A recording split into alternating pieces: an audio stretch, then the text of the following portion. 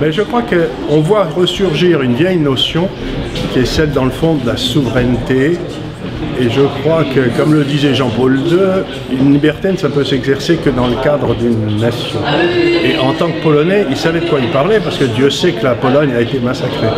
Donc, si vous voulez exercer votre liberté, il faut que vous l'exerciez dans une démocratie, et une démocratie, ça ne s'exerce que dans le cadre d'une nation. Donc la question essentielle de ces élections présidentielles, ça va être la question de la souveraineté. Il y a des candidats qui sont pour que la France retrouve sa souveraineté, d'autres qui ne le sont pas, et ben, au peuple de décider. Peut-être la convergence du droit et de l'économie sur cette question de la construction ou de la déconstruction européenne, parce que je pense que ce sont deux approches qui se combinent très bien, et je crois que notre conférence a montré, alors qu'on ne se connaissait pas et qu'on ne savait pas quel discours serait tenu par l'un et appris par l'autre, on ne nous croira peut-être pas, mais c'est ainsi que nous étions tout à fait sur la même longueur d'onde.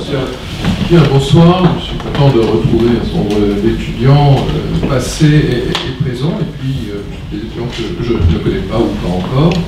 Et je remercie notre cercle droit et liberté au singulier de cette initiative, et j'allais dire aussi du protocole qui a été défini, qui me paraît permettre des échanges à la fois entre nous et avec vous. La France est d'abord un État qui est certainement un État millénaire, et c'est aussi et ensuite une nation, ce qui n'est pas après tout une configuration si fréquente, puisque nous pouvons avoir sur le principe des nationalités des nations qui deviennent des États. Par exemple, l'Allemagne après tout n'est un État que depuis 1871. La France en tant qu'État est régie par la souveraineté.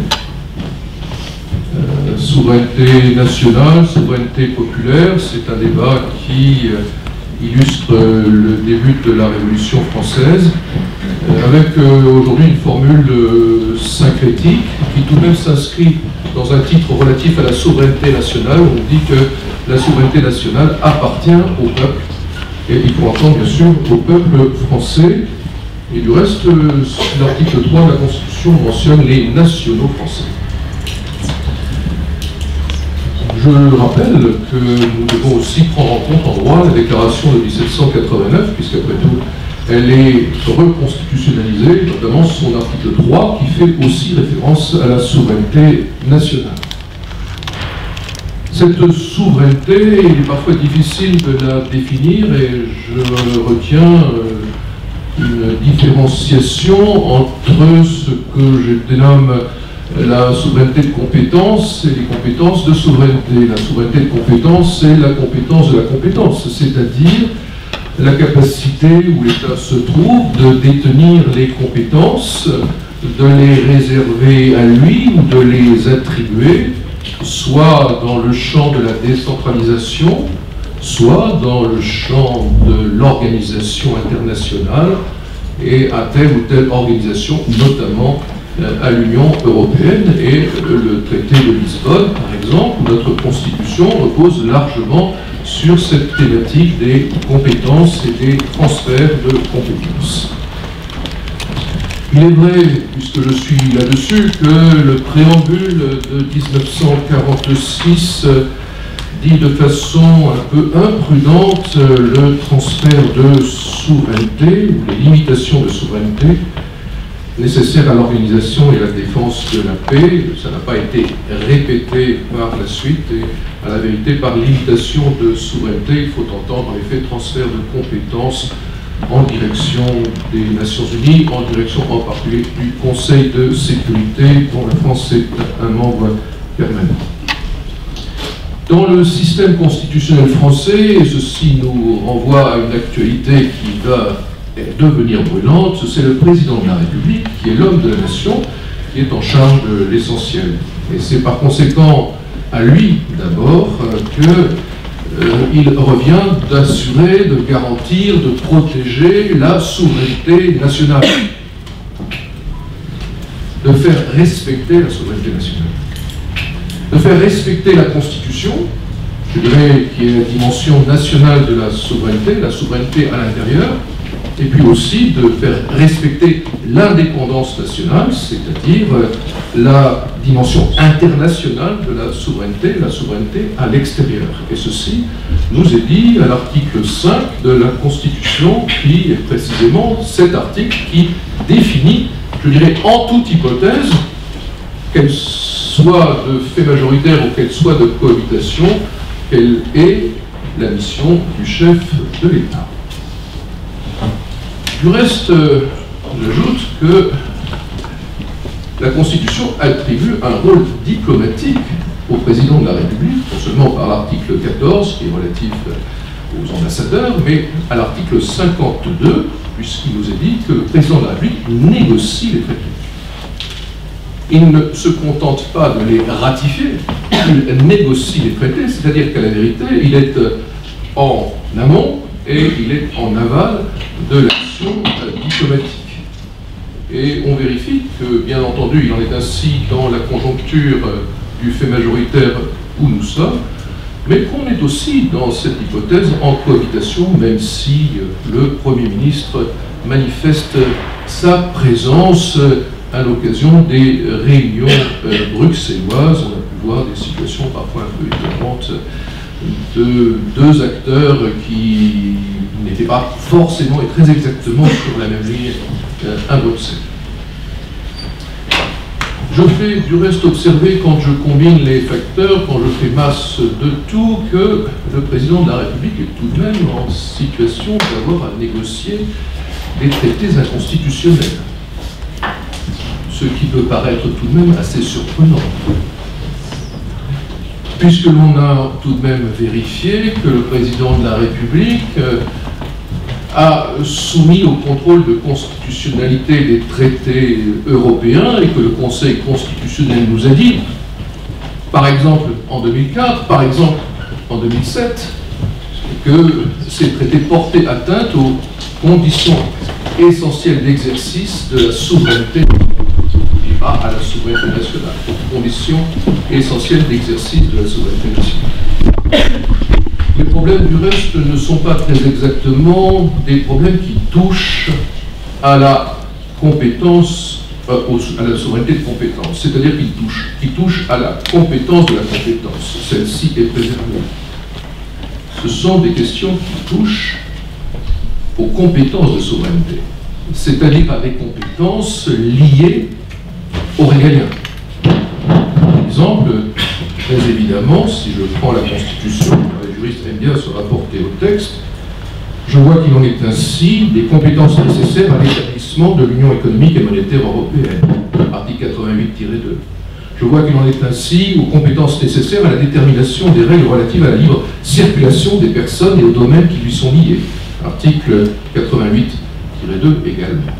C'est-à-dire à des compétences qui sont à la vérité des compétences régaliennes, celles qui touchent à la monnaie, ou qui sont les compétences régaliennes qui touchent tout simplement à la circulation des personnes sur le territoire national.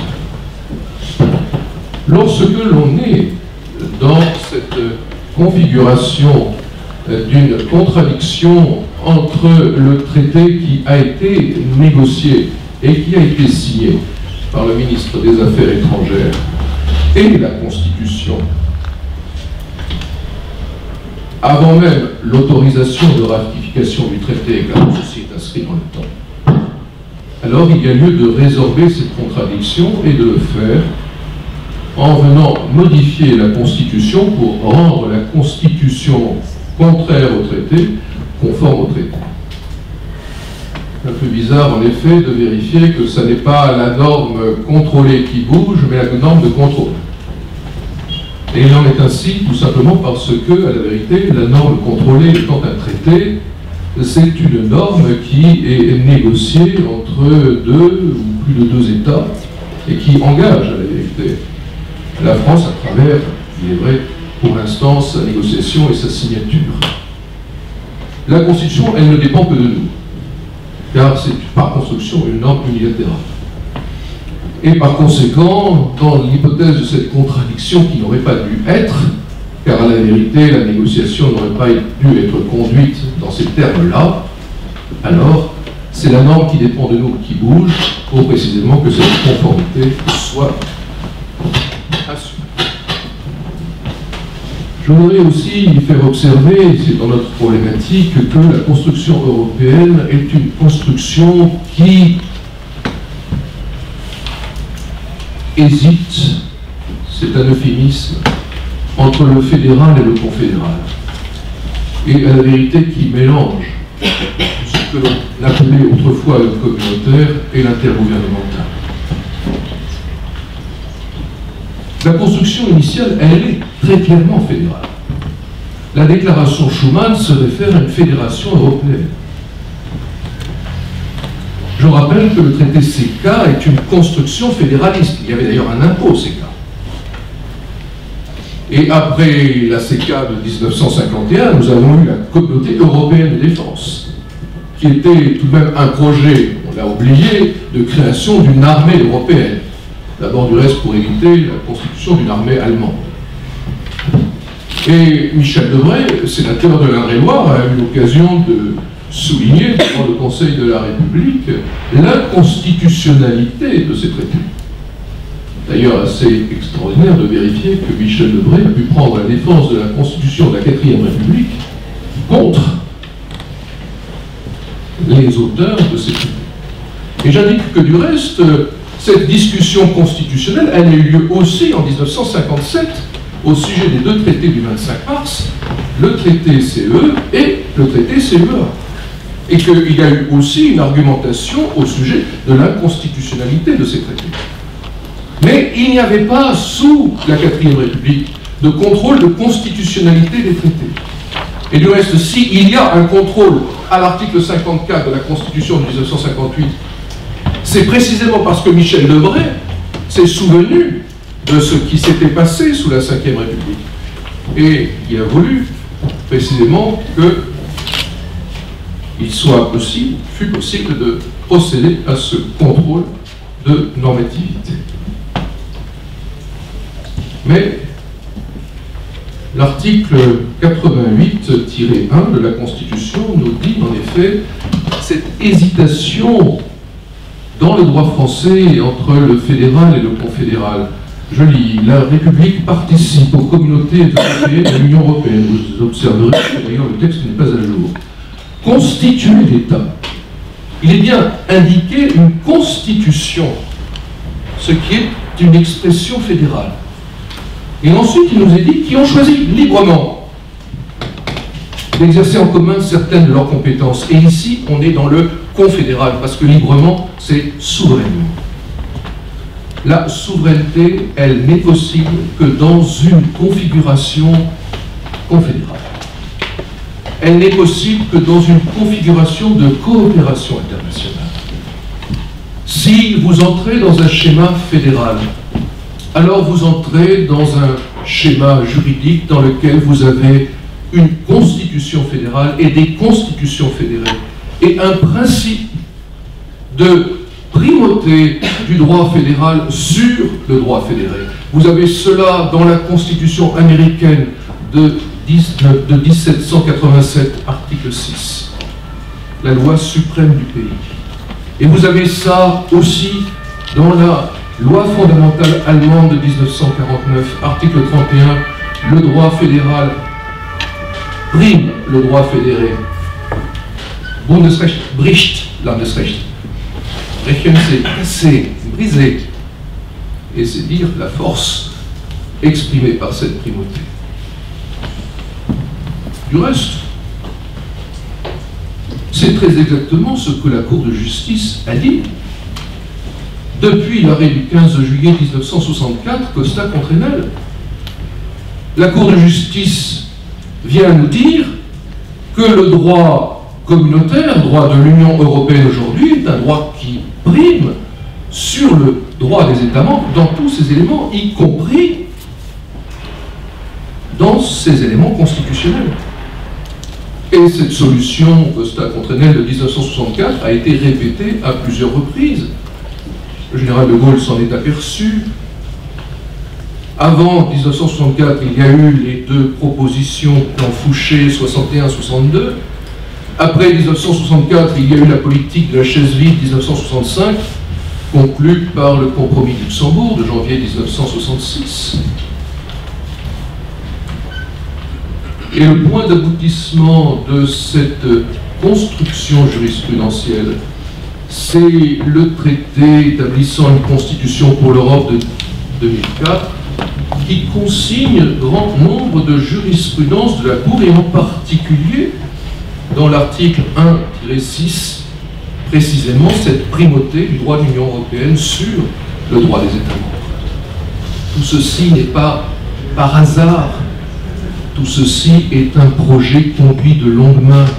Et dans ce projet s'inscrit, bien entendu, l'existence d'une monnaie qui n'est pas une monnaie commune, mais qui est une monnaie unique, substituée aux monnaies des États membres dans 11 États à l'origine, dans 19 États aujourd'hui, qui est très typiquement une construction de caractère fédéral, la monnaie étant après tout liée à une politique monétaire qui est après tout l'essentiel d'une politique économique. Sans vouloir entrer sur votre terrain, il est bien clair que la vérité derrière tout cela, il y a un projet d'intégration qui du reste n'est pas gênant par lui-même. On a le droit d'être fédéraliste. Et je ne comprends d'ailleurs pas pourquoi le fédéralisme des européistes est si honteux. C'est un beau projet. Ça n'est pas le mien, mais on peut le comprendre. Et c'est un projet qui est suffisamment intégrateur pour supposer une union qui soit aussi fiscale, qui soit aussi bancaire, qui soit aussi sociale, parce que, à la vérité, ce projet étatique suppose de venir réduire autant que possible la part des États membres. Il y a une concession qui a été faite en 2004, c'est un article sur la sortie de l'Union. Les internationalistes soutiennent assez volontiers que s'il n'y a pas de stipulation expresse en faveur de la sortie d'une organisation internationale, alors cette sortie est impossible. Les internationalistes méconnaissant assez fréquemment la force des États membres d'une organisation internationale et l'incapacité de voie d'exécution forcée à l'encontre de ces États membres. Du reste, dans les hypothèses de conflit entre l'Union et les États, le pire qui puisse arriver, ce sont des sanctions financières à l'encontre des États membres. Encore faut-il que ces États membres veuillent bien les régler sans qu'il soit possible de venir les contraindre de façon extrêmement efficace. Il peut y avoir des pertes de droits de vote, etc. Mais enfin, ce ne sont pas des choses qui, à la vérité, contraignent beaucoup les États qui sont en situation de se dégager de l'ensemble auquel ils appartiennent. Après l'échec de ce traité établissant une constitution pour l'Europe, et notamment de l'article 1-60, dans le traité de Lisbonne, le même dispositif a été repris à l'article 50, qui permet le retrait de l'Union européenne. Et j'indique le retrait de tout. Ça n'est pas le retrait d'une partie, c'est le retrait de tout. C'est tout ou rien. On ne peut pas se retirer de l'euro. On doit se retirer de tout, notamment de l'euro, si on y est. Et le texte est ainsi fait qu'on peut revenir. Et alors on se trouve dans la situation d'être candidat à l'Union européenne. Mais on est candidat à tout. Car la construction européenne, c'est désormais un tout ou un rien, le tout pouvant tout de même être nuancé parce que l'Europe a dû se faire à plusieurs vitesses et parce que dans le tout, il y a tout de même des choix qui peuvent être opérés à l'origine même. On entre ou on n'entre pas dans Schengen, on entre ou on n'entre pas dans l'euro, on entre ou on n'entre pas dans différents mécanismes avec éventuellement des ajustements. Cet article 50, il est assez simple et la vérité, il est assez favorable aux États membres. Je dirais que même de façon un peu étonnante, il est assez déséquilibré. Tout État membre peut décider, conformément à ses règles constitutionnelles, de se retirer de l'Union.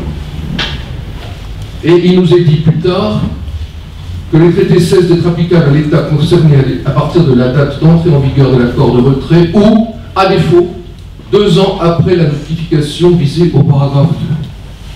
Par conséquent, l'État qui demande à sortir sort. Soit il accepte l'accord qui est négocié en vue de son retrait, soit il ne l'accepte pas et à l'échéance, il sort. Le 29 mars 2019, en toute hypothèse, le Royaume-Uni est en dehors de l'Union européenne. Qu'auparavant il y ait ou il n'y ait pas un accord qui de toute façon suppose que le Royaume-Uni soit en harmonie avec ce qui sera proposé ou décidé. Et par conséquent, j'appelle votre attention sur le fait que la vérité, dans ce mécanisme de retrait, c'est l'État qui est en situation, membre, qui est en situation dominante. Selon ces règles constitutionnelles, vous avez vérifié que s'agissant du Royaume-Uni, il n'a pas été suffisant que la décision soit prise par le Premier ministre et le gouvernement de Sa Majesté, puisque 2 juridictions britanniques sont intervenues en cette matière. La Haute Cour de Londres, par un arrêt du 3 novembre 2016, et la Cour suprême du Royaume-Uni, par un arrêt du 24 janvier 2017. Ces 2 juridictions statuant dans le même sens, qui est qu'il n'y avait pas dans cette affaire une prérogative royale ou une prérogative de la couronne, et que le droit constitutionnel britannique, car cela existe, supposait l'intervention du Parlement de Westminster, sans d'ailleurs qu'il soit nécessaire ou qu'il fût nécessaire de consulter le Parlement écossais ou le Parlement irlandais. Et c'est par conséquent ce qui a été fait, et il y a une législation en effet qui est passée dans les conditions qui sont celles des Parliament Acts de 1911 et de 1949 et qui ont permis que, bien entendu, le dernier mot reste à la Chambre des communes, qui va bientôt être dissoute par Sa Majesté le 2 mai, à la demande du Premier ministre, formulée aujourd'hui pour des élections qui auront lieu le 8 juin et qui permettront au Premier ministre britannique de pouvoir consolider sa majorité. Ceci s'est fait, et je termine, en conséquence d'un référendum qui a été organisé le 23 juin 2016. Il n'était pas une obligation dans le droit britannique, qui a été permis par une législation de Westminster, et qui a obtenu un résultat qui n'est pas remis en cause, ni par les conservateurs, ni par les travaillistes, et qui ne l'est pas depuis juin 2016, et j'observe que du reste, la réaction du leader travailliste aujourd'hui n'a absolument pas été de remettre la question du Brexit sur le tapis. C'est une affaire qui est acquise, et c'est une affaire qui, par conséquent, va prospérer en direction d'un retrait du Royaume-Uni, qui est à l'évidence observé de près parce qu'il est un précédent et qu'il sera sans doute démontré que ça n'était pas, que ça ne sera pas la catastrophe annoncée.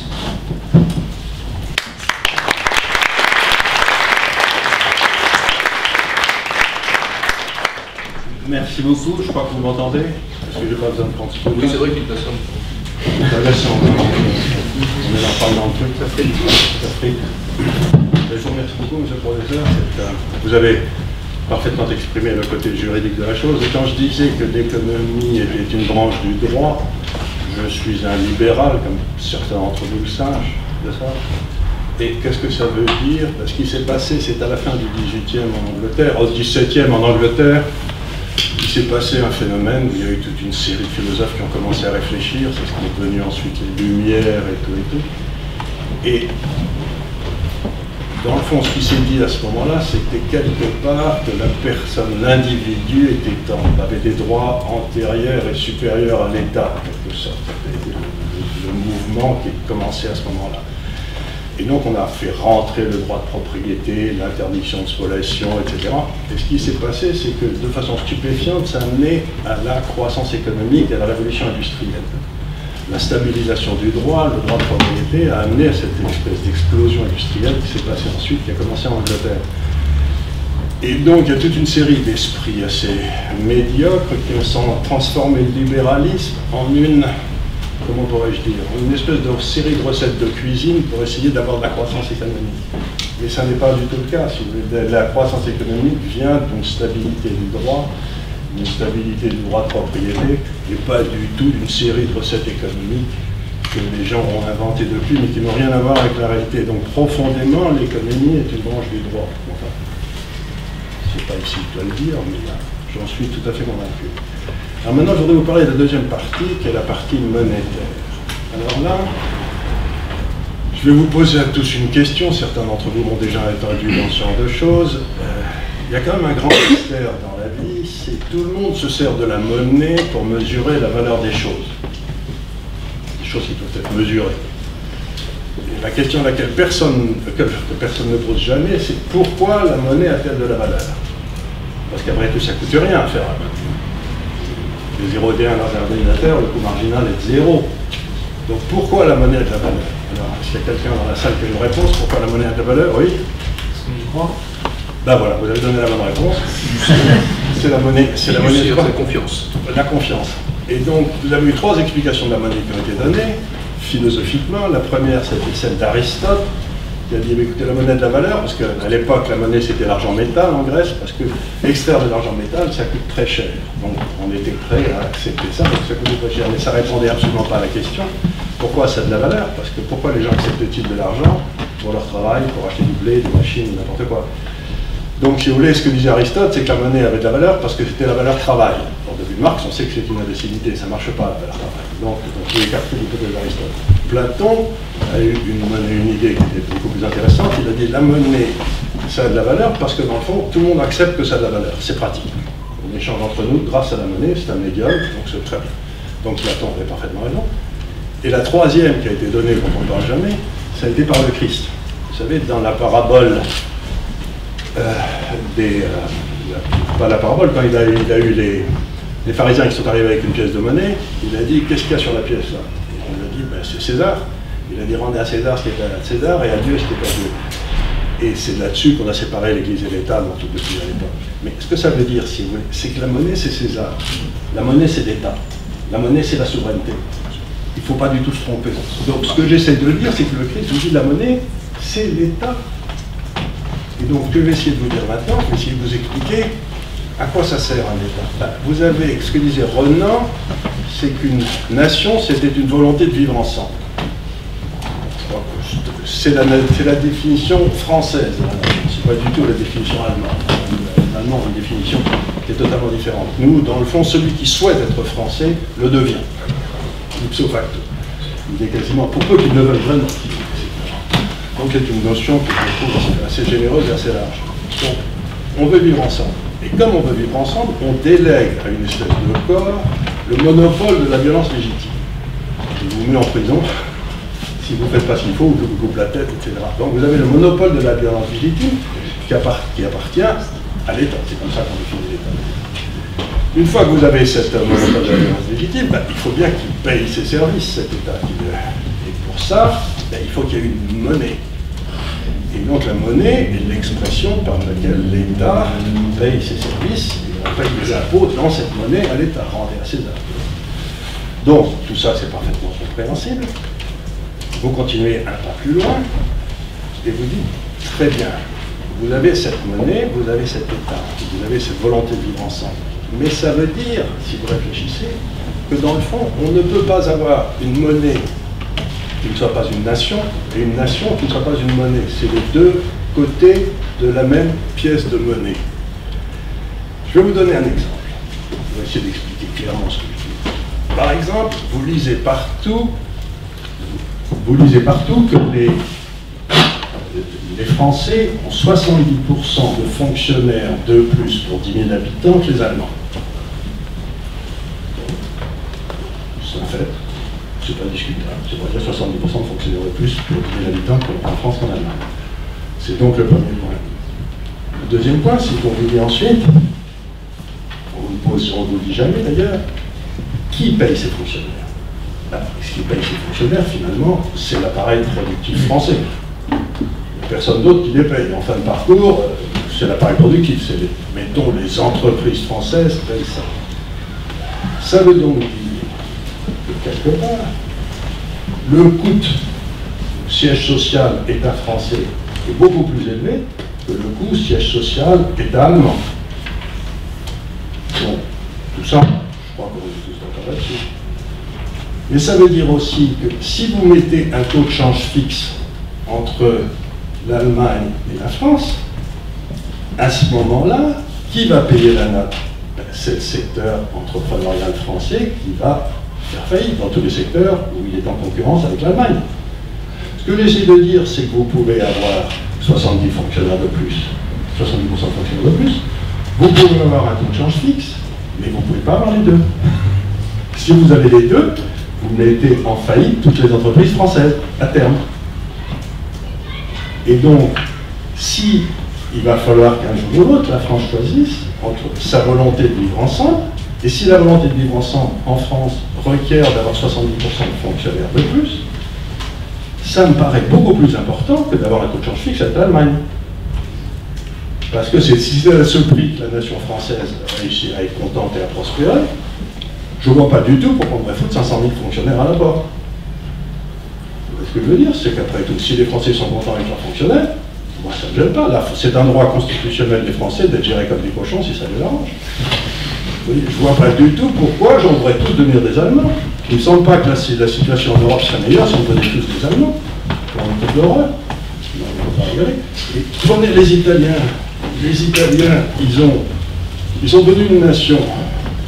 Et comme le disent les plaisantins, un certain nombre de plaisantins italiens, le problème c'est que Garibaldi a réuni une partie de l'Afrique avec une partie de l'Europe. C'est ce qui marche moyennement bien. Comment ça se passe au Italie depuis toujours? Si vous avez les gars dans le nord qui bossaient, qui étaient dans le fond quasiment des Allemands, allez, tout ça passe très bien. Et puis ils envoyaient du pognon dans le sud. Ça a ruiné le Sud, ça crée la corruption, ça crée la mafia. Donc les transferts, c'est une abomination, aussi bien pour celui qui les donne que pour celui qui les reçoit, il ne faut pas se tromper. C'est une façon de dégrader les humains, de faire des transferts.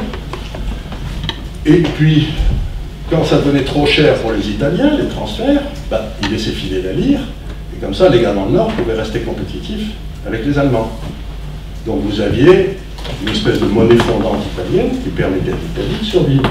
Aujourd'hui, si vous mettez base 100, la production industrielle de différents pays, base 100 en 2000, c'est-à-dire au moment où l'euro a commencé, l'Allemagne est à 135, c'est-à-dire qu'ils produisent 35% de plus de voitures, de camions, je ne sais pas quoi. L'Italie est à 75, ils en produisent 25% de moins. L'Italie est en état de faillite aujourd'hui. Toutes les banques italiennes, tout en elles, ont 300 milliards d'euros de prêts non performants dans leur bilan, c'est-à-dire 16% du PIB italien. Donc l'Italie aujourd'hui est en faillite. La France, elle est à 85. On a perdu 15% de notre production industrielle à cause de l'euro et de ce rêve fou de créer une nation européenne.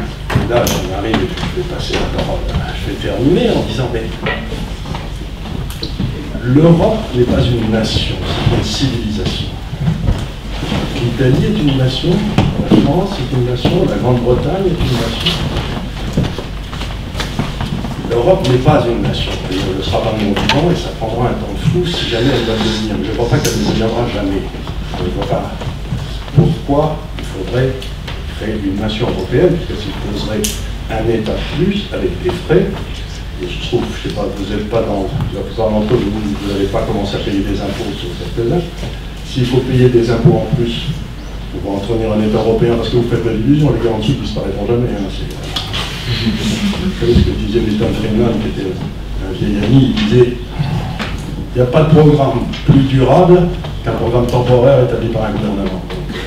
Donc c'est quand même, on ne va jamais rien supprimer, ça vous savez. Donc ce que j'essaie de dire, c'est qu'il y a eu ce désir fou de créer une nation européenne. Et là, je vais faire un petit aparté, donc je ne suis pas sûr, l'impression que j'ai eue depuis longtemps, c'est que dans le fond, en Europe, depuis 1946, vous avez eu deux conceptions de l'Europe qui ont navigué de concert. La première conception de l'Europe, c'était celle, mettons, de la subsidiarité, qui était celle de l'Église catholique, depuis 12, qui était celle probablement d'Albert Schuman, mais certainement d'Adenauer, certainement d'un site de Gasperi italien et tout. Et l'idée, c'était un petit peu comme dans l'Église catholique, ce qui peut être réglé à la paroisse, c'est réglé à la paroisse, ce qui ne peut pas être réglé à la paroisse, monte à l'évêché, si ça ne peut pas être réglé à l'évêché, ça monte, et puis ça monte, et puis finalement, ça se finit en Rome. C'était une espèce de subsidiarité. Et ça, dans le fond, c'était essayer de retrouver l'Europe chrétienne de 1250. Le top de l'Europe chrétienne, c'est à peu près comme ça que ça marchait. Le royaume de France a détruit la papauté, qui était l'arbitrage européen de l'époque, c'était Philippe le Bel qui a fait ça. On peut en parler si vous voulez. Et puis ça, c'est la première conception de l'Europe, une Europe de la diversité. En 1250, vous aviez l'Union asiatique, qui était un truc bizarre. Vous avez compris comment ça marchait, mais c'était très puissant. Vous avez le Saint-Empire romain germanique, vous n'étiez ni saint ni romain ni germanique. Vous aviez le début des États-nations, vous avez les 1000 États qui commençaient. C'était un foisonnement d'expérience. Vous déjà regardez ce qui marchait, puis copiez le temps. Chacun faisait ce qu'il voulait. C'était très très bien. Et puis vous avez le fantôme qui hante l'Europe depuis toujours, qui est de recréer l'Empire romain. Et de recréer l'Empire romain. Et à chaque fois qu'on a essayé de recréer l'Empire romain, ça s'est toujours terminé dans le sang et dans les larmes. Il ne faut pas se tromper, ça a toujours été abominable. Et dans le fond, quand l'Allemagne s'est réunifiée, les hauts fonctionnaires français se sont dit, mais comme les Allemands sont les seuls à gérer, ils vont avoir la monnaie dominante, donc il faut que je trouve une façon de les coincer et de créer une monnaie dans laquelle j'aurai mon mot à dire. Donc, Mitterrand a mis dans les mains de Koen le marché, ou vous acceptez l'euro, ou on n'accepte pas votre réunification. Ceci dit, moi je ne comprends pas pourquoi Koen l'a accepté, la réunification il l'a fait, il n'avait pas besoin de demander la permission à Mitterrand, enfin il l'a demandé, pour ne pas fâcher les Français, je ne sais pas pourquoi. Et quand il est sorti de cette négociation, Koen avait accepté l'euro, Mitterrand a dit j'ai cloué les mains de l'Allemagne sur la table de l'euro. On ne peut pas imaginer plus grande imbécilité, parce que si vous bloquez le taux de change d'un type qui a une productivité supérieure à la vôtre, eh ben, vous faites la fortune du gars et vous faites votre ruine. Donc ça veut dire que les hauts fonctionnaires français, qui ont créé, comme ils ont du mal dans le fond, pour tenir leurs compétences, à se maintenir en France, ils aimeraient devenir les fonctionnaires de l'Europe. Vous voyez, pour faire à l'Europe ce qu'ils ont fait à la France. Faire de la première puissance mondiale un Länder allemand, en l'espace de 2 siècles. Il faut reconnaître leurs grandes compétences. Mais, donc ce que j'essaye de dire, c'est qu'il y a eu un coup d'État larvé qui a commencé avec Trichet, avec Delors, etc. Les gens n'ont pas vraiment voté. Quand ils ont voté non en Hollande, en France, et on leur a dit vous avez voté non, mais vous ne comprenez rien, donc on va vous le coller quand même. Et ce que j'essaie de dire, c'est que ce coup d'État larvé est en train d'échouer. Il est en train d'échouer pour des raisons économiques, et maintenant la question c'est de savoir comment on va en sortir, qui va en payer les prix, etc. Parce que comme disent les Allemands, je termine là-dessus, il vaut mieux la fin de l'horreur qu'une horreur sans fin.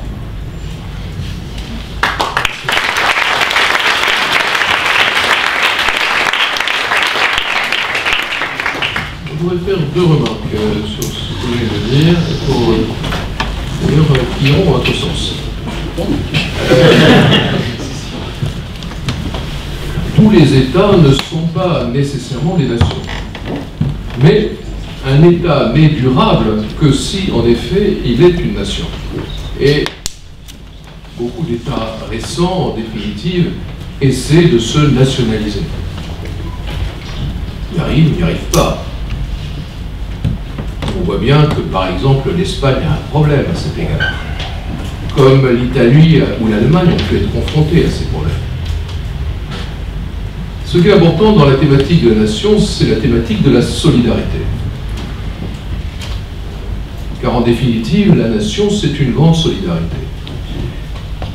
Le projet européen est un projet, je l'ai dit, étatique dans sa dimension fédérale, parce que la fédération, elle repose sur un État qui a la souveraineté. Et la vérité, les États fédérés ne sont plus des États parce qu'ils n'ont plus cette souveraineté. Ils n'ont pas la souveraineté internationale et ils n'ont pas même la souveraineté interne. Bien sûr, on peut dire que l'Oklahoma est un État, et du reste, il se proclame comme État, même du reste, la Bavière dit qu'elle est un État, ou la Thuringe, mais à la vérité, ce ne sont pas des États. Et du reste, le droit allemand, par exemple, utilise le mot Länder, le mot pays, et non pas le mot État. Ce qui est le problème de l'Europe, c'est qu'effectivement, nous n'avons pas cette nation, je vous rejoins, il n'y a pas cette solidarité entre États membres. C'est-à-dire qu'il n'y a pas l'acceptation du transfert des riches vers les pauvres à hauteur de ce qu'il faudrait faire et de ce qui est fait dans un véritable État.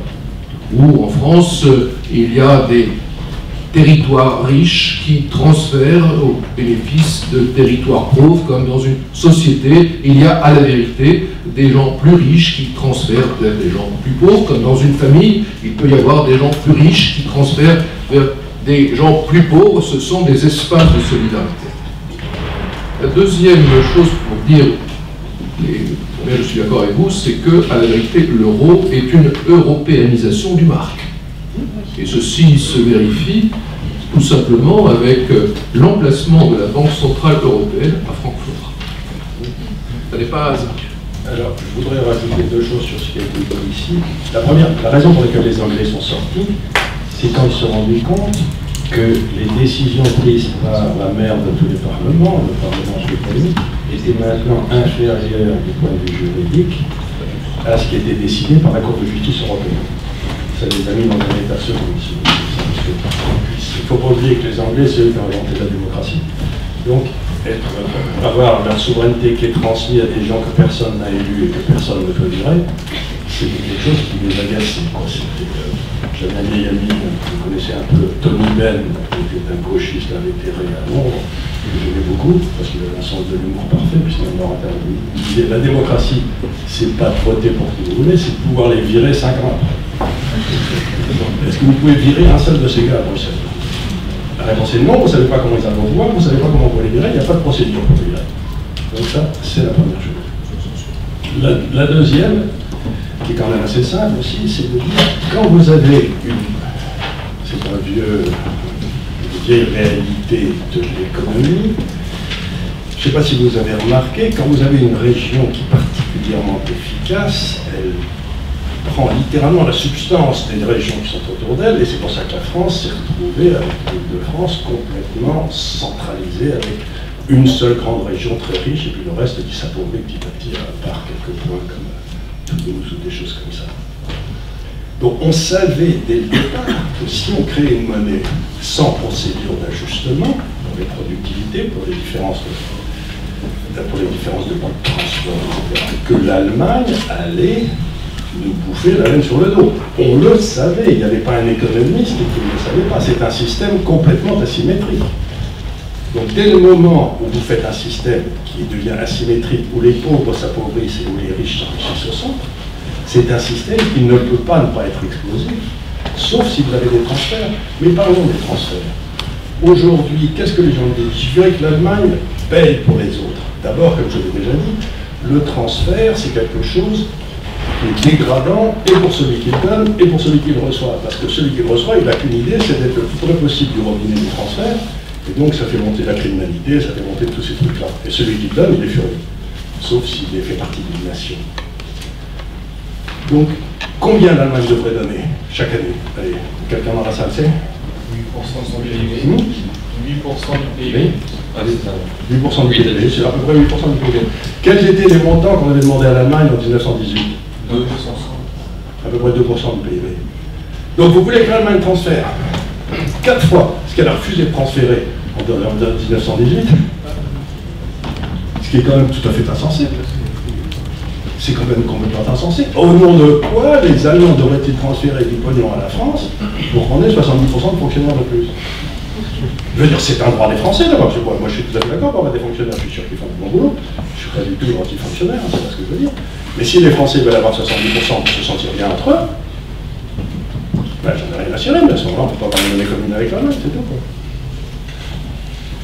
Merci à vous deux pour vos propos introductifs. Le dénominateur commun qui apparaît dans vos deux interventions, c'est la définition difficile du système monétaire pour l'euro et des systèmes juridiques. Donc, ma première question sur l'euro, il y a des déclarations récentes du gouverneur de la Banque de France qui dit que une sortie de l'euro à travers un Brexit impliquerait un doublement des taux d'intérêt. Qu'est-ce que vous pensez de ces déclarations? Et qu'est-ce que vous pensez aussi des... je vais juste poser la question après pour les déconnexions des systèmes juridiques. En cas de Brexit, on sait que l'interpénétration des ordres juridiques français et européens est assez importante et ancienne. Combien de temps ça prendrait déjà de déconnecter ces deux ordres juridiques? Et quelles seraient les modalités pour remplacer toute la législation d'origine européenne? Dans l'économie, vous avez deux prix. Il y a le taux d'intérêt, au travers de quelque chose qui s'appelle le mécanisme d'escompte, vous permet de comparer le présent et le futur. Donc vous essayez de voir comment est-ce que vous consommez aujourd'hui, si les taux d'intérêt sont très bas, est-ce que vous investissez beaucoup si les taux d'intérêt sont très hauts, est-ce que vous épargnez beaucoup. Ça, c'est donc la relation que vous avez avec le temps. Et puis la deuxième chose, c'est la relation que vous avez avec l'espace, c'est le taux de change. Qui vous permet de voir si vous êtes compétitif, si vous êtes un entrepreneur ou vous produisez. Pour faire bref, les entrepreneurs fonctionnent avec le système des prix. Tous les prix, tous, dérivent de ces deux prix, taux de change et taux d'intérêt, le temps et la géographie. Tous. Si ces deux prix sont faux, comme ils le sont aujourd'hui, puisque nous avons un taux d'intérêt qui ne correspond pas à la France et que nous avons un taux de change qui ne correspond pas à la France, ça veut dire que tous les prix sont faux. Et si tous les prix sont faux, les entrepreneurs ne peuvent plus prendre de décisions rationnelles. Et s'ils ne peuvent plus prendre de décisions rationnelles, la croissance s'arrête. Et il y a ce qu'on appelle la création destructrice, c'est-à-dire les gens qui prennent les mauvaises décisions sont virés, les gens qui prennent les bonnes décisions prospèrent. Donc, ce que j'essaie de dire, c'est quelque chose de très simple. C'est que aujourd'hui, si la France était dans une économie de marché, le seul avantage de l'euro, depuis 20 ans qu'il existe ou presque, c'est que ça a permis aux socialistes et au gouvernement de faire bêtise sur bêtise puisqu'ils n'en payaient pas la note. Si vous voulez, quand vous payez 0% d'intérêt, vous savez que dans le budget français, vous n'avez pas la dette, qui n'intervient à aucun moment, vous avez le service de la dette. Si le service de la dette est à 0, vous pensez bien que nos amis socialistes, M. Mélenchon, va continuer à emprunter 234 milliards d'euros, c'est pas un problème. Donc, l'euro, c'est une machine à permettre le développement de l'État, qui n'a jamais créé de la richesse nulle part. J'ai rien contre l'État, mais c'est pas de lui d'où vient la croissance. La croissance vient des entrepreneurs. Donc, ce que j'essaye de dire, c'est que le plus tôt on retournera à des taux d'intérêt de marché et à des taux de change de marché, le mieux la France s'en portera, et on n'aura plus besoin d'entendre des imbécilités du gouverneur de la Banque de France. Merci. Sur les rapports de système Il n'y a pas de législation européenne. Il y a une législation française d'origine européenne. Il faut quand même bien comprendre que le droit de l'Union européenne, c'est du droit français. Car nous sommes en monisme juridique. Le juge de droit commun en matière européenne, en matière de droit de l'Union européenne, c'est le juge français qui fait application de ce droit. Ça, c'est quelque chose qui est important.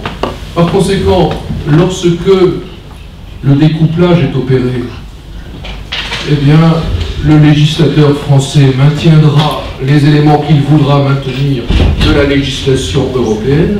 Ce qui va se passer en Angleterre. C'est ce qui va se passer en Angleterre. Et il enlèvera librement, sans avoir à demander quoi que ce soit à Bruxelles, ce qu'il veut enlever de la législation européenne applicable en France. C'est très simple.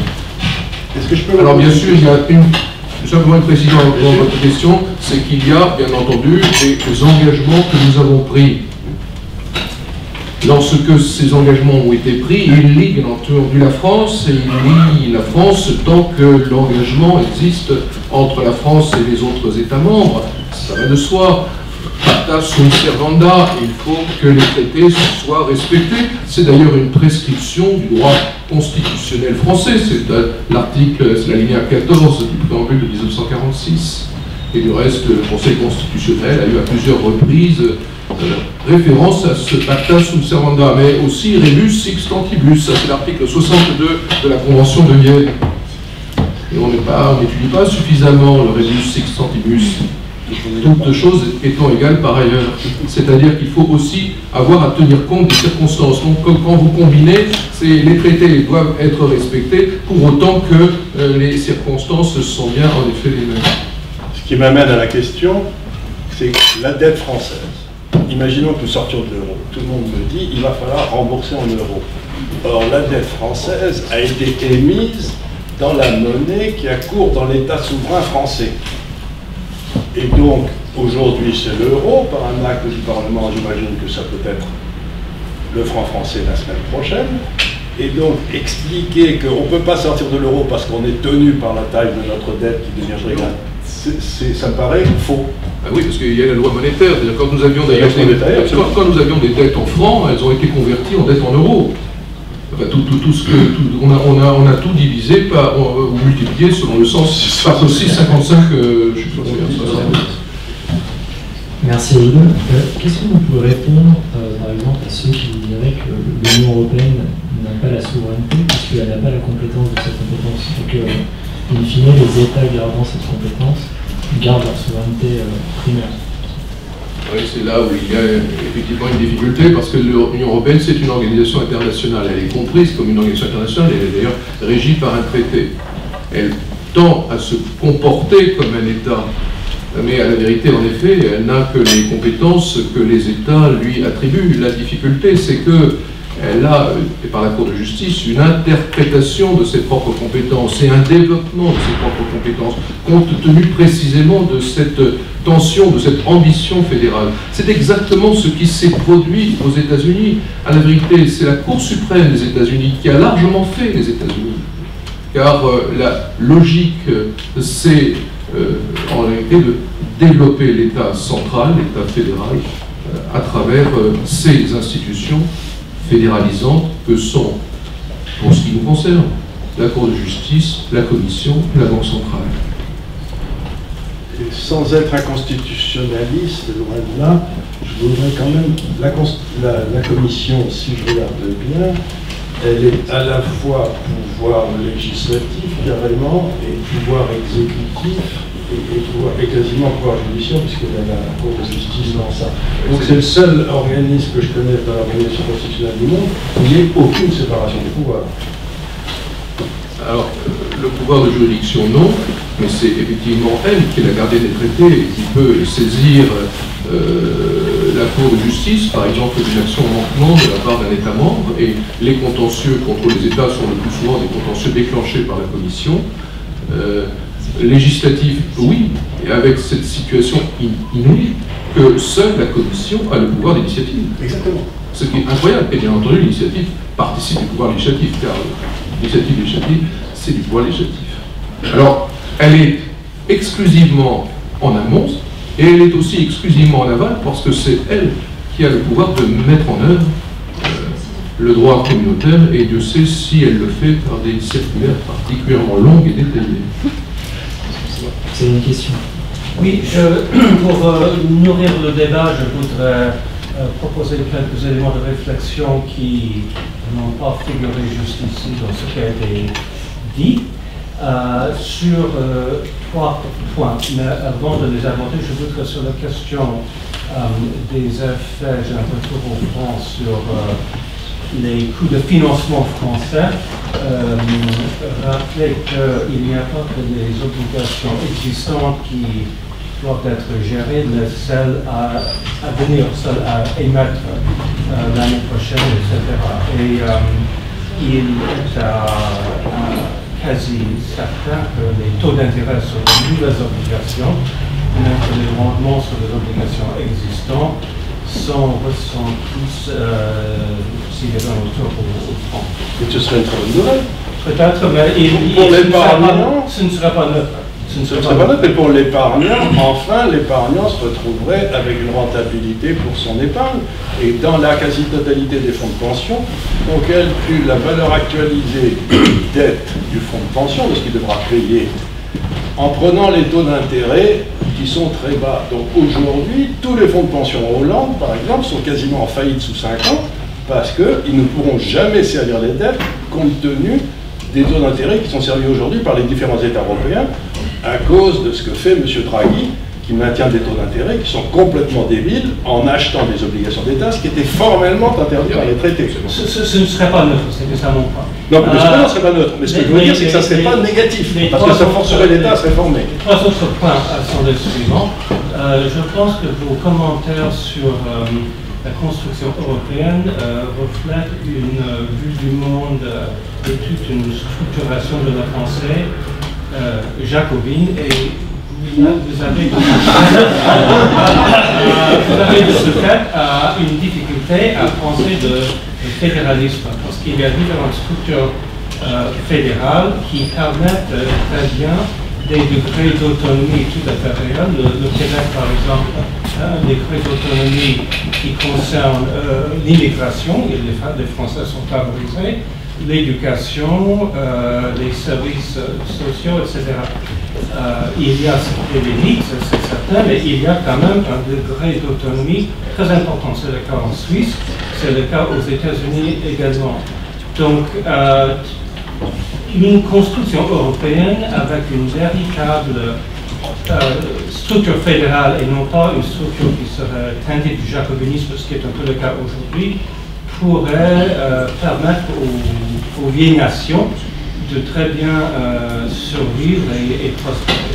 Le deuxième point, je voudrais répondre.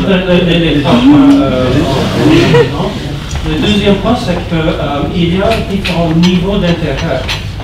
Il peut y avoir un niveau d'intérêt supérieur européen. Par exemple, en matière de politique étrangère, est-ce que la France aurait été obligée d'annuler la vente des Mistral si elle était capable de plus d'autonomie vis-à-vis stratégique, vis-à-vis des États-Unis? De même, les Américains peuvent jouer, je ne dis pas anti-américains, mais les Américains, leur point de vue c'est tout à fait normal, peuvent jouer les différents pays européens les uns contre les autres, et ils le font pour empêcher qu'il y ait un rapprochement entre l'Europe et la Russie, par exemple, et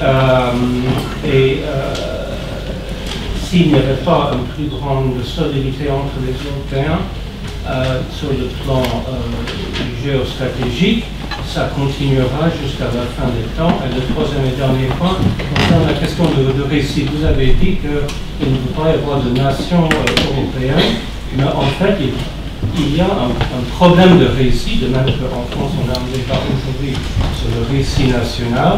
En Europe, il pourrait très bien y avoir un récit européen, parce que, comme vous avez dit, il y a une civilisation européenne, mais il y avait aussi des échanges au niveau intellectuel, artistique, politique et militaire pendant les siècles, et c'est que depuis le fin du XVIIIe siècle qu'en France, les nationalistes occultent la conscience de la profondeur de certaines unités européennes, et donc il disparaît des récits, et il pourrait revenir si un choix de alors, je voudrais répondre à la première des choses, rapidement. Personne n'est plus européen que moi.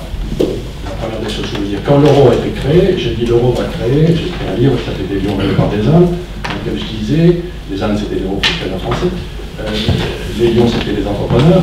J'ai dit l'euro va amener à trop de maisons en Espagne, trop de fonctionnaires en France et trop d'usines en Allemagne. Nous y sommes, c'était il y a 20 ans que j'ai écrit le bouquin, donc ça se passe exactement comme prévu. J'ai dit l'euro va tuer l'Europe que j'aimais, c'est-à-dire celle de la diversité, c'est-à-dire que chacun pouvait faire, parce qu'on essaye de faire une espèce de ligue Crocus, où tout le monde doit avoir la même taille, on coupe ce qui dépasse, etc. Donc en aucun cas je ne suis anti-européen. Je dis simplement qu'on a une série de crétins jacobins, du style Delors et Trichet, qui ont créé une machine jacobine, et c'est cette machine jacobine qui est en train de nous tuer. Et donc il ne faut pas se tromper d'ennemi. C'est pas l'Europe qui est l'ennemi, c'est l'euro qui tue l'Europe. Et donc il faut se débarrasser de l'euro pour retrouver l'Europe. Mais en aucun cas, une série de nations qui se parlent les unes aux autres, ça me paraît mieux que de se mettre sur la gueule. Nous, on est d'une famille alsacienne. Bon, ben, si vous voulez, on en a pris plein la gueule, hein, parce que on est parti en 1870 pour rester français, puis ensuite il y a toute une série de gars qui sont partis en Algérie parce qu'ils étaient alsaciens, bon, on les a virés parce qu'ils n'étaient pas arabes. Et puis donc, si vous voulez, être alsacien, c'était pas une sinécure pendant longtemps. Hein, donc, plus personne plus que moi ne veut une paix européenne entre les nations qui se parlent entre égales. C'était d'ailleurs la nation de Gaulle. Merci. J'ai encore quelques questions pour vous passer plus largement la parole. Sur des plus sectoriels, par exemple sur les questions de défense. Est-ce que vous pensez que le Brexit et la sortie du Royaume-Uni de l'Union européenne signent définitivement la fin de la rhétorique qui était déjà hypothétique de la défense européenne? La fin de la rhétorique, non, parce que la rhétorique peut tout à fait se poursuivre, il n'y a pas de difficulté, la rhétorique n'est pas quelque chose qui engage grand-chose. La substance elle-même, à mon avis, elle était dans une inconsistance parfaite. Je voudrais quand même rappeler que l'article 42 du traité sur l'Union européenne se termine en ces termes: les engagements et la coopération dans ce domaine demeurent conformes aux engagements souscrits au sein de l'organisation du traité de l'Atlantique Nord, qui reste pour les États qui en sont membres le fondement de leur défense collective et l'instance de sa mise en œuvre. Par conséquent, l'article qui commence en parlant de la politique de sécurité et de défense commune se termine tout simplement par l'OTAN, c'est-à-dire par une organisation militaire dans laquelle, en effet, chacun des États membres, sauf la France, me semble-t-il, à travers sa dissuasion nationale, trouve sa défense. Si vous venez d'interroger les Hollandais ou les Belges ou les Luxembourgeois, ils vous diront que leur défense est assurée par l'OTAN, qu'elle n'est pas assurée par l'Union européenne, c'est évident. À ce propos, les Finlandais ont un très joli proverbe. Ils disent que dans un pays, il y a toujours une armée. Si ce n'est pas l'armée du pays, c'est l'armée du pays d'à côté. Et bien entendu, ils savent de quoi ils parlent. Entre les Suédois et les Russes, ils ont eu de quoi pas passer. Donc, si on applique ça, la défense européenne, ne nous trompons pas, ça a été l'armée américaine. Et l'armée américaine, c'est ce qui nous empêche. Donc, ce n'est pas du tout les avocats bruxellois ou la marine belge qui nous ont empêché de nous mettre sur la gueule, c'est qu'il y avait 500 000 GI. Donc, il ne faut pas se tromper, Donc, si maintenant M. Trump décide pas, s'il décide que l'OTAN c'est fini et qu'il faut que chacun paye pour sa défense, qu'il a l'air de vouloir faire avec Mme Merkel, qui a présenté une note pour la défense de l'Allemagne, que j'avais trouvé assez gai, qu'est-ce qui va se passer? Le choix qu'on a en Europe, qu'on n'a plus d'enfants, qu'on n'a plus d'armée, à part l'armée anglaise qui s'en va et l'armée française qui a à peu près tout ce qui reste, il reste pas grand-chose. On a le choix entre deux armées. On a l'armée russe et on a l'armée turque. Donc il va falloir que les Européens choisissent est-ce qu'ils veulent les Russes ou est-ce qu'ils veulent les Turcs. Pour la France, la réponse, elle n'est pas dans l'autonomie, elle est dans l'indépendance. Et cette indépendance, elle repose sur une dissuasion qui est exclusivement nationale, à la différence du reste de la dissuasion britannique qui est liée aux États-Unis. Par conséquent, nous ne croyons pas au parapluie nucléaire américain et nous estimons qu'il existe un parapluie nucléaire français. Je rappelle que c'est une politique de dissuasion et que l'engagement de l'arme, c'est l'échec de la dissuasion. Oui. C'est aussi la nitrification. Merci. Sur la question des marchés financiers, des secteurs financiers, est-ce que vous pensez que, par exemple, dans le cas du Brexit, la fin du passeport européen pour les entreprises financières, on entend beaucoup cet avertissement envers les entreprises financières londoniennes? Les Français me font toujours rigoler. Vous savez, pour créer un marché financier, il faut des générations de stabilité du droit, d'avocats, d'experts comptables. C'est une espèce de couche, il faut un siècle pour créer un marché financier. Maintenant, on me dit que la City va souffrir. Vous présentez, la City, c'est grosso modo ce qui va financer le monde entier. Donc, le passeport dont vous parlez, j'ai une société de gestion à l'heure. La société que j'ai créée a une société de gestion qui est à Hong Kong. Cette société de gestion qui est à Hong Kong gère à peu près $1,5 milliard US. Pas un grand succès, mais ça marche plutôt gentiment. cette société de gestion a une filiale qui est établie à Dublin, qui a tous les passeports européens que vous voulez. Donc n'importe quelle société de gestion anglaise va se coller immédiatement à Dublin et va demander le passeport européen à partir de Dublin. Et si j'ai un conseil à vous donner, mais c'est peut-être un peu tard, c'est d'acheter de l'immobilier à Dublin. Merci. Sur la procédure de sortie de l'Union européenne, on entend beaucoup parler de l'article 50 du TFUE. Et selon vous, à partir de cette négociation qui est exigée dans l'article 50 TFUE, quelle serait la meilleure solution? C'est une solution à la norvégienne. Donc, on est quand même, la Norvège est quand même membre de l'espace économique européen et de l'espace européen de libre-échange, ou alors plutôt une solution à la Suisse qui reste dans le cadre du droit international public classique. D'abord, je voudrais dire que la négociation, elle est postérieure à la décision de retrait. Ça commence par une décision de retrait. Et c'est après la décision de retrait qu'il y a une négociation qui est entamée dans un délai qui est normalement de 2 ans, qui peut d'ailleurs être prolongé s'il y a unanimité pour prolonger le délai, mais je dis bien en fait que dans cette affaire-là, c'est l'État membre qui se retire et qui ne veut cesser d'être État membre, qui est en position de force. Alors cette négociation, elle me semble que tout le monde doit être raisonnable dans cette affaire-là, la vérité. Donc tout le monde doit essayer de maximiser ses avantages et de minimiser les inconvénients.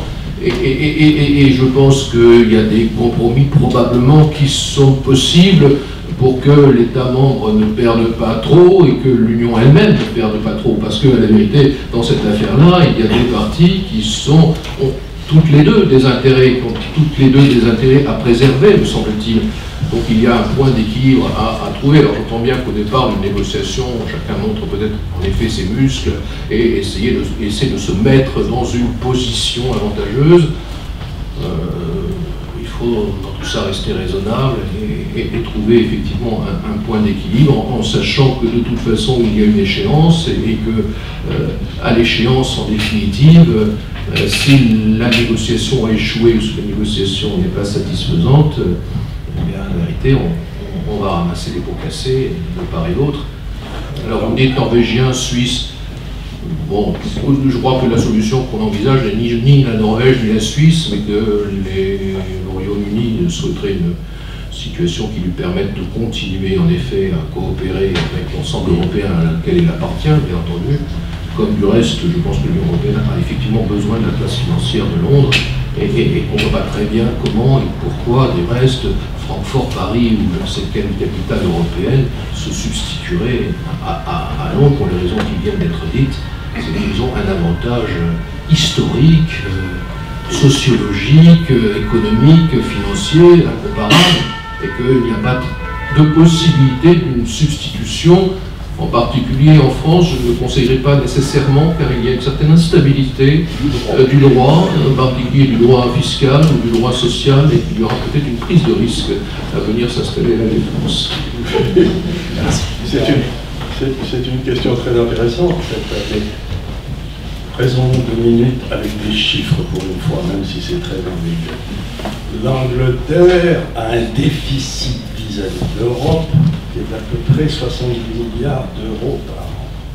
C'est-à-dire qu'ils nous achètent pour 70 milliards d'euros de plus que nous ne leur vendons. Et qu'est-ce qu'on leur vend et qui leur vend? Grosso modo, c'est l'Allemagne, à peu de choses près, et qui leur vend des bagnoles. Donc, si vous voulez, si vraiment les Allemands disent, comme on commence à le dire, si vous donnez l'Espagne aura le droit de refuser le deal si Gibraltar ne retourne pas à l'Espagne, vous pensez bien que les Anglais vont dire il n'en est pas question. Donc à ce moment-là, les usines automobiles à Munich et à Wolfsburg ferment, toutes affaires cessantes, et les usines coréennes et chinoises et japonaises se mettent à tourner à fond la caisse. Donc encore une fois, moi quand j'étais gamin, on disait le client est roi. Ils nous achètent 70 milliards de plus que ce qu'ils nous vendent, mon chien, mais il faut être très très gentil avec eux. Parce que ce qu'on leur achète, il y a des tas d'autres gens qui le font dans le monde. C'est pas tellement malin de faire des bagnoles. Non, c'est ça. Mais avec cette particularité qu'en France, l'État fait des bagnoles. Oui, c'est le dernier pays soviétique au monde. Je voudrais dire que le processus de négociation, il est en effet postérieur à une décision de retrait. La décision de retrait, elle est typiquement un acte de gouvernement.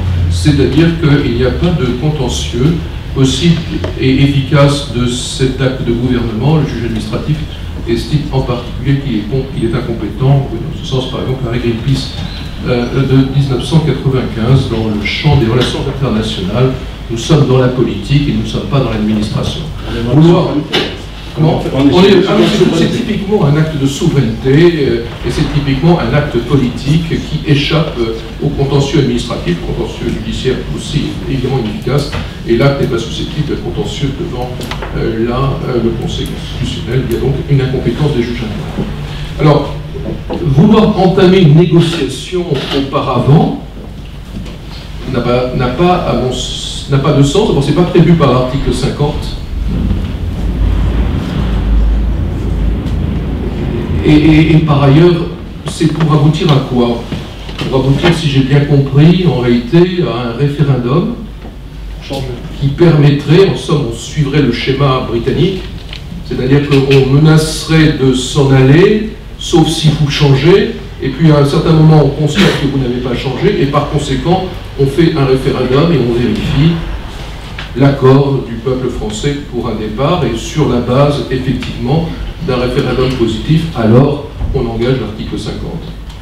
Mais après tout, c'est ce qui s'est passé, excusez-moi, pour le Royaume-Uni, il n'y a pas eu de négociation parce que l'Union européenne n'a pas voulu, et en tous les cas n'a pas fait les changements qui devaient être opérés à la demande des Britanniques. Et à la période 2013-2016 n'a servi absolument à rien. Cameron n'a abouti absolument à rien.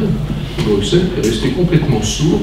Et je voudrais vous dire une chose, il n'y a pas de possibilité pour l'Union européenne de changer le logiciel. C'est-à-dire que c'est comme ça et ça ne peut pas être autrement. Il n'y a pas pour l'Europe et pour l'Union européenne, dans l'état d'intégration auquel sont parvenus les traités, de programme B ou de plan B. C'est comme ça et ça n'est pas autrement. Et ceci est une faiblesse considérable de la construction européenne, qui n'est même pas un colosse, mais dont on est certain qu'elle est au fil d'argile. Mais quelque part, c'était l'idée de Monnet. Monnet disait, on fait un cliquet et on ne peut jamais revenir en arrière. C'est ce qu'on appelle les petits pas. Le petit pas. Un cliquet et on ne peut pas revenir en arrière. Le cliquet, vous savez, vous pouvez faire tourner la roue. Et c'était l'idée de Monnet de monter un système sur lequel on ne pouvait jamais revenir en arrière. Si on avait fait une erreur, on ne pouvait pas la corriger. C'est vrai. Mais Monnet était quand même raisonnable, j'allais dire au départ, dans l'idée du petit pas. Oui. C'est-à-dire qu'on ne va pas faire un gros truc, on va faire de l'économie, on va y aller progressivement, c'est ce qu'on a fait, et puis finalement jusqu'à 86. Et cette thématique-là, économique, elle est finie en 86. On a les libertés. À partir de 86, on a enclenché effectivement cette thématique du traité de Maastricht, dont on a tout de même oublié qu'il était passé en France à 50,5% des suffrages exprimés. Donc ça n'est pas une construction des suffrages de la Martinique, de la Guadeloupe, etc. Oui, mais ça, où les préfets... dans la relation française. Bien, moi aussi, mais les préfets avaient fait leur devoir. Merci à vous deux. Comme partout et comme c'est leur mission. Merci à vous deux.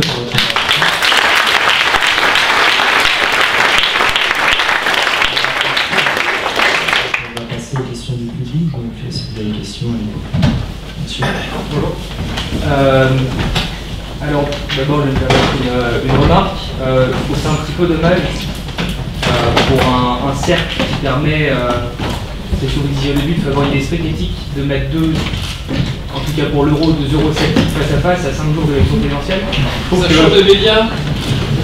Mais c'est intéressant d'avoir un peu la part de l'autre. Enfin, peu importe ce que vous pensez. On ne savait pas qu'on était d'accord. Mais c'est dommage. Je suis pas eurosceptique. Je n'accepte pas cet objectif. Et monsieur Gall, mais d'ailleurs, je ne vous traite pas de relâtre. Encore heureux. Voilà. Justement, et à propos de... vous parliez tout à l'heure des 15% de production industrielle en moins, après le passage à l'euro. J'étais sur le titre, je ne sais pas si c'est le titre, mais sur un de vos articles tout à l'heure, vous prenez une base 100 en 2001. Alors c'est le début de l'euro. C'est le début de l'euro, mais ça change complètement le graphique. Et en plus, si on ajoute le Royaume-Uni au graphique, on se retrouve avec exactement la même chose. Oui, mais ils ont 15 ans de socialisme, c'était pas faux, c'était pas bon. Ce que je veux dire, c'est qu'on peut être aucun communiste. Je veux dire par là, si vous pouvez avoir votre production industrielle qui baisse parce que vous êtes dans l'euro et parce que vous êtes géré comme des cochons par les socialistes. Les deux sont deux trucs qui sont passés en Angleterre. Donc les Anglais ont baissé parce qu'ils étaient gérés par des socialistes, mais depuis qu'ils ne le sont plus, ils remontent très fort. Donc si vous voulez, encore une fois, j'ai pas mis l'Angleterre dans le graphique parce que l'Angleterre, jusqu'à présent réformée, ne faisait pas partie de l'euro. J'ai montré que tous les pays du Sud avaient été détruits par l'euro, mais je n'avais pas montré que l'Angleterre avait été détruite par l'euro, puisqu'elle n'en faisait pas partie. Mais cela dit, on a un graphique où il y a l'Angleterre et tous les pays européens aussi, et on voit effectivement l'impact de la crise de 2009 et ainsi de suite sur les productions industrielles. Si vous avez le graphique sur l'euro, vous avez ce graphique. Non, parce que c'est le graphique dont s'était servi Marine Le Pen aussi. Il n'y avait pas. La sortie du graphique, je reviens dessus. Il n'y avait pas le mais nous, on avait les questions. J'aurais deux questions, si vous me permettez, je poserai au moins la première. Parmi les cabotins qui vont réunir des millions de voix dimanche, certains eurosceptiques parlent de la loi de 1973 de Valéry Giscard d'Estaing sur le fait qu'on ne puisse plus emprunter à la Banque de France à taux zéro. Quel est votre avis en tant que libéral sur cette critique ou sur cette loi? Moi, j'ai rien contre, j'ai rien pour. Encore une fois, le drame de la monnaie, c'est si vous privatisez la monnaie comme on a essayé de le faire au début des années 2000, ça vous amène à un crash parce que les gens font n'importe quoi. Et si vous la nationalisez, c'est guère mieux ou c'est encore pire. Donc ce qu'il faut, c'est trouver une façon de gérer la monnaie un peu comme la Bundesbank l'avait trouvé. C'est-à-dire vous aviez des gens de bonne qualité, c'était un peu comme la Cour suprême aux États-Unis. Et puis, bon, ils s'occupaient de ça, et la Bundesbank, je crois que les membres du conseil d'administration, si mes souvenirs sont exacts, étaient responsables sur leurs biens propres. Ce qui les amenait à ne pas faire des imbécilités. Ils donnaient un certain nombre de trucs. Donc ce que j'essaie de dire, c'est qu'il faut... La monnaie, c'est un bien commun qui appartient à une nation, et le rôle de la nation, c'est de trouver une façon de gérer ce bien commun qui ne favorise ni les puissances d'argent, ni les puissances politiques. Et la loi de 73, c'était une façon d'empêcher que la monnaie soit nationalisée, c'était donc une très bonne chose. Mais si on va maintenant aujourd'hui, la BCE achète les obligations françaises à zéro, donc de quoi ils se plaignent ces corneaux? C'est ce qu'ils voulaient. On est retourné à la loi 73, donc je ne vois pas de quoi les gens se plaignent aujourd'hui. S'ils sont contents que l'État puisse se financer gratuitement, parce que l'État est capable de dépenser notre argent ou le sien de façon intelligente, si vous croyez ça, vous avez un problème. Oui, je voudrais simplement dire que ce qui me paraît important, ce ne sont pas exactement les problèmes monétaires. Ce qui me paraît important, c'est les problèmes sociaux, et en particulier le problème du chômage. Et je pense qu'il y a une relation entre le développement du chômage et l'existence de l'euro. Si vous me permettez, juste une rapide. Vous avez parlé d'histoire de nations millénaires. Si on regarde la carte de France socialiste, la moitié de la France ne serait pas dedans. Vous avez parlé de Louis IX et de l'Europe du XIIIe siècle comme un deal. C'était Saint-Louis. Oui. Vous qui êtes de Toulouse, sous Louis IX, vous ne seriez... On a massacré les Toulousains. C'était pour leur plus grand bien. Non mais je vais pas revenir sur l'histoire. Par exemple, vous avez une nation qui a été ratée, c'est la Savoie. La Savoie, si vous regardez la Savoie qui fait tout le tour des Alpes comme ça, c'était un pays qui était fait pour être un grand pays industriel et un grand pays. Bon, elle n'a jamais vu le jour. Ben voilà. C'est une Italie. C'est une Italie. Non, pas du tout, parce que l'Italie, elle a eu la plaine du Pô, mais vous avez tout ce qui était autour de Chambéry, etc. C'était la Savoie. Vous avez la Munich, c'était pas loin. Hein. Vous avez toute une série de nations qui ne sont pas nées. La Catalogne n'est pas née. Ils essayent de naître, mais ils ne sont jamais nés. Donc vous avez des nations avortées. Et certaines mortes, l'Écosse.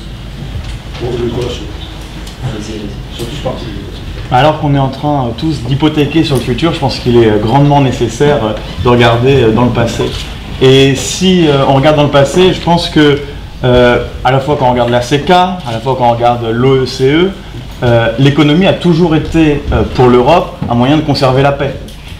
Et donc ma question, et vous l'avez rappelé, souvent les peuples européens ont eu pas d'autre loisir que de se massacrer entre eux. Ma question est la suivante, par rapport à la souveraineté. Est-ce que, à partir de ce moment-là, on considère que l'on est plus souverain, même lorsque l'on dévoue quelques souverainetés de compétences à l'Union européenne, ou alors est-ce qu'on est plus souverain, et quitte à ce que ça heurte un peu le schéma national français, ou alors est-ce qu'on est plus souverain lorsque on fait la guerre à nos pays limitrophes, quitte à ce que cette guerre elle conduise à l'invasion de notre territoire aux 3/4. Je vais vous répondre très rapidement. Si vous n'avez pas le pouvoir monétaire, vous n'avez pas le pouvoir budgétaire. Vous pouvez le contrôler. Si vous ne contrôlez ni votre monnaie ni votre budget, vous n'êtes plus souverain du tout. Et maintenant, historiquement, à ma connaissance, il n'y a jamais eu de guerre entre deux démocraties. Jamais. Enfin, je peux me tromper. Oui, je voudrais simplement ajouter que d'abord, ce n'est pas l'Europe qui a fait la paix, mais l'Europe et la paix qui a fait l'Europe. Je voudrais aussi ajouter qu'il y a tout de même eu des guerres en Europe, par exemple en Yougoslavie, et qu'il y a actuellement une guerre en Ukraine, et qu'à mon sens, l'Ukraine fait partie de l'Europe. Et puis, quant à l'invasion du territoire, je voudrais aussi vous dire que le territoire français est sanctuarisé, et qu'en conséquence, il n'est pas prévu que le territoire français soit à nouveau envahi. Sauf à pied. Ah, pas un envahissement par un État limitrophe. Il se peut par expopulation. J'ai compris. Ça, c'est Schengen. C'est Schengen, oui, c'est pas faux. Eh oui. On parle d'une conférence sur le thème du Brexit. Je reviens un peu dessus. Tout à l'heure, vous évoquiez, professeur, le fait que pour l'Angleterre, ça risque de ne pas être le drame que tous les médias nous prédisent. Je suis instinctivement d'accord avec vous. Mais pour la France, c'est probablement différent parce que déjà, en termes d'économie, l'Angleterre, c'est une économie qui s'est réformée. Au sens, en tout cas, au sens qu'on donne nos réformes en France. En France, c'est pas le cas. Et vous évoquiez tout à l'heure, M. Gave, le fait qu'une sortie de l'Union européenne nous forcerait à nous réformer. Mais, enfin, puisque euro ou Union européenne, on ne peut pas avoir, soit tout, soit rien. Donc si on sort de l'euro, on sortira mécaniquement de l'Union européenne. Qu'est-ce qui serait différent si on sortait de l'Union européenne ou de l'euro? Qu'est-ce qui, à votre avis, fait qu'on se réformera mieux? On ne pourra plus emprunter gratuitement. Vous vous rendez compte? L'État devra payer un vrai prix pour son argent. Donc il sera obligé de couper les dépenses qui servent à rien, me semble-t-il, mais... Pardon, je suis désolé, mais on n'emprunte pas gratuitement aujourd'hui. Aujourd'hui, parce que si vous empruntez à zéro sur à peu près toutes les durées jusqu'à 3 ans à peu près. Pour les engagements à venir, mais pour les engagements actuels, le poste de le coût moyen de la dette aujourd'hui en France doit être aux alentours d'un 60. Mais le service de la dette aujourd'hui, c'est déjà le deuxième poste de budget. Oui, mais je vous signale qu'il est de même niveau qu'en 90. C'est-à-dire qu'aujourd'hui, avec une dette qui a quadruplé, le service de la dette est resté le même grâce à M. Draghi. D'ailleurs, il devrait être en prison, j'entends parler. Mais pas pour ça, pour autre. Oui, je pense qu'un effet inhibant et anesthésiant de la construction européenne pour ce qui est de la France, c'est que ça nous évite actuellement de faire des réformes économiques et sociales que nous devrions faire. Et je pense qu'en effet, sortir du système de l'Union européenne et notamment de l'euro nous exposerait et nécessiterait des changements que nous ne faisons pas et que nous ne voulons pas faire. On a eu une campagne surréaliste. Ils avaient tous des plans d'idées pour dépenser du pognon. C'est quand même étonnant. Non, je sais pas, vous n'avez pas trouvé cette campagne tout à fait étonnante? Oui. C'est étonnant. Sur la Lex Monetary, en réalité, sur la Lex Monetary, on a dit tout à l'heure que 1 euro va être égal à 1 franc. En réalité, il faut nuancer, parce qu'il y a eu un règlement, et vous connaissez bien l'économiste, c'est Jacques Sapir, je sais que vous l'aimez, dans lequel en fait, il nuance, il va plus dire qu'il y a eu un règlement de l'Union européenne qui dit que pour la dette publique, à partir de l'ED2, en réalité, la convertibilité n'est plus possible. Et c'est une première remarque. La deuxième remarque, d'habitude, monsieur Gare, il y avait un peu plus d'audace, et généralement, quand vous proposez le choix entre l'armée turque et l'armée russe, généralement, vous faites un choix. Ah ben non. C'est pas moi de le faire, moi j'ai 73 balais, je m'en fous. C'est vous qui devez le faire. Essayez le russe. Pour l'instant, on n'a pas essayé. Après, les Turcs, je suis né en Syrie, je peux vous dire qu'ils n'ont pas laissé que mon souvenir. Donc moi je préférais l'armée russe. C'est pour ça que... Enfin, après, je ne dis rien. Hein. On est en fin de conférence sur l'issue de l'Union européenne. Donc je vous suis sur la fin de l'Union européenne. Et qu'est-ce que vous proposez après? Reformer une sorte de machin à quelques pays? Ou est-ce que vous revoyez plutôt un système où la France serait plus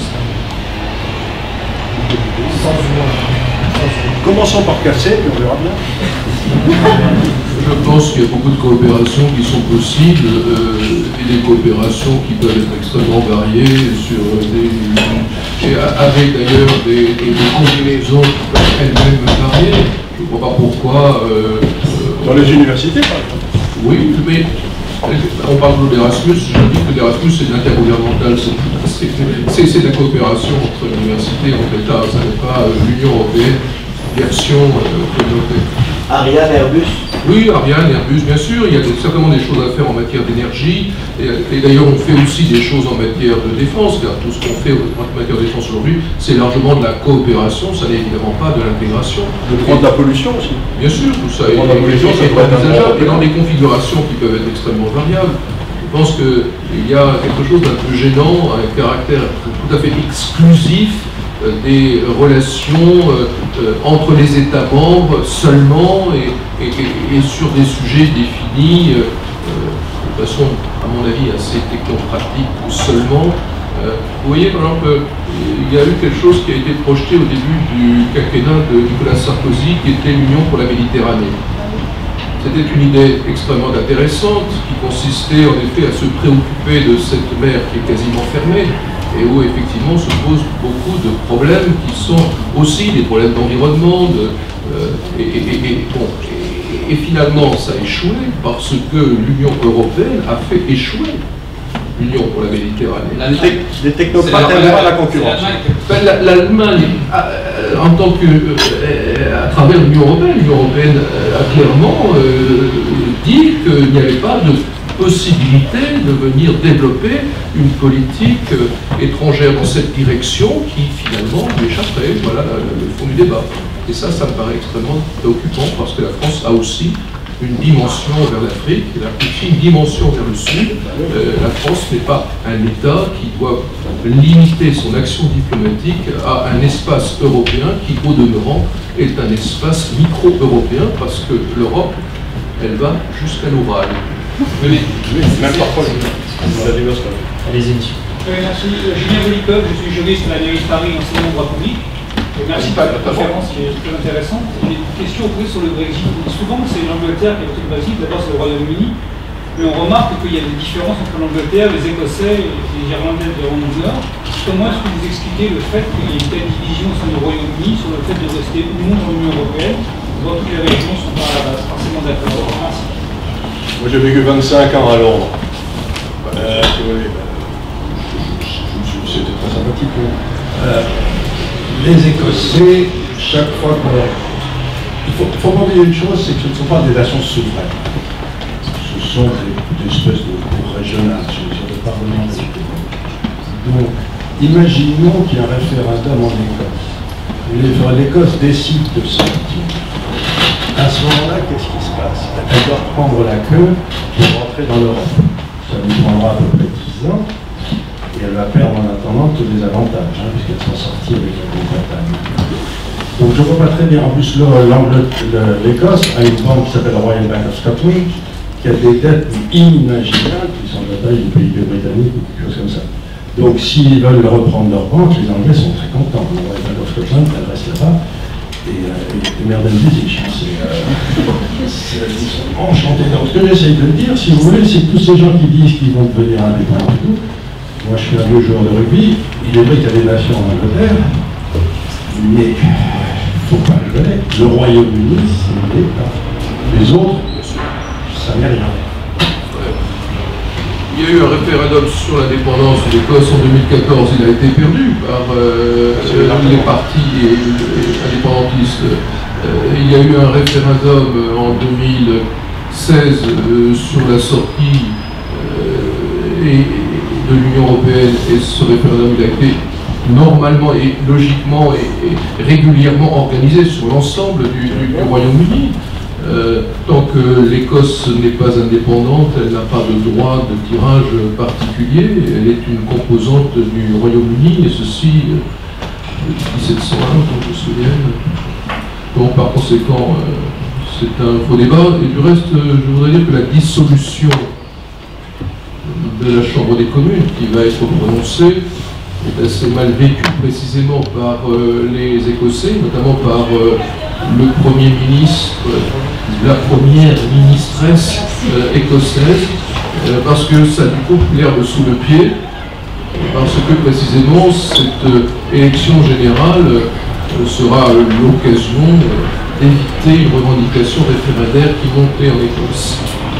Il faudrait savoir aussi que tous les Écossais qui vivent en dehors d'Écosse, c'est-à-dire 90% des Écossais qui sont dans la City, qui sont à Hong Kong, qui sont à Singapour, qui sont dans le monde entier, n'ont pas le droit de voter en Écosse.